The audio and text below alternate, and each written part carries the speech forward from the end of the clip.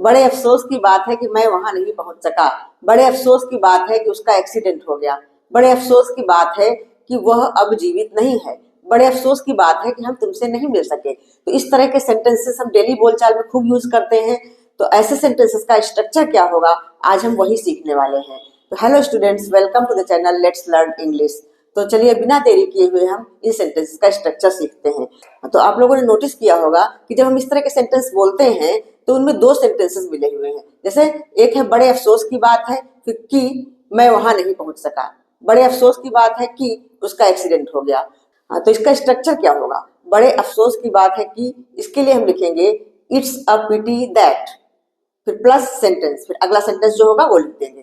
तो it's a pity that plus sentence. ठीक है, तो चलिए कुछ सेंटेंसेस, कुछ एग्जांपल मैंने लिए हुए हैं, उनमें हम समझ लेते हैं तो ज्यादा क्लियर समझ में आएगा। तो हमारा पहला सेंटेंस है बड़े अफसोस की बात है कि वह अब जीवित नहीं है। तो बड़े अफसोस की बात है के लिए हमने यूज किया है इट्स अ पिटी दैट। फिर उसके बाद वह अब जीवित नहीं है, इसका ट्रांसलेशन हुआ he is no more now. ये he is not alive now, इसको ऐसा भी लिख सकते हैं he is not alive now या he is no more now।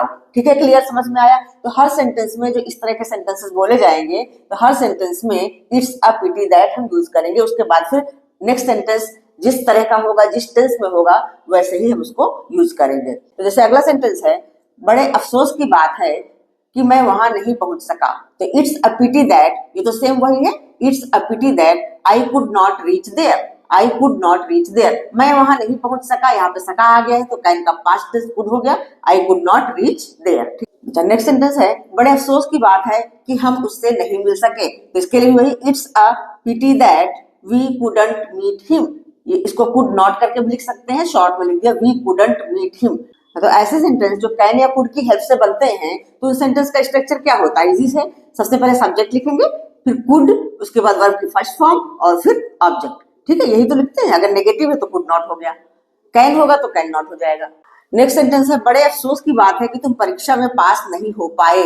अब यहाँ पे हो पाए लिखा है, लेकिन इसका मतलब भी वही है हो सके, तो इसमें भी हम कुड लगाएंगे, कुड नॉट लगाएंगे। ठीक है, तो it's a pity that, first part तो वही है it's a pity that you couldn't pass the examination या you could not pass the examination. ठीक है, क्लियर हो रहा है, बिल्कुल इजी स्ट्रक्चर है, बस इसको ध्यान से समझना है। हाँ, तो नेक्स्ट पार्ट का सेंटेंस जिस टाइप का होगा उसी टाइप में हम उसको बनाएंगे। अब अगला सेंटेंस है बड़े अफसोस की बात है कि उसकी तबीयत खराब है। तो बड़े अफसोस की बात है तो सेम वही है इट्स अ पिटी दैट, उसकी तबीयत खराब के लिए हम सिंपल सा बोल देते हैं ही इज नॉट वेल या he is under the weather. थोड़ा सा एडवांस में बोलना है तो he is under the weather. ठीक है, तो इस सेंटेंस का ट्रांसलेशन हो गया it's a pity that he is not well, या फिर ऐसा बोल सकते हैं it's a pity that he is under the weather.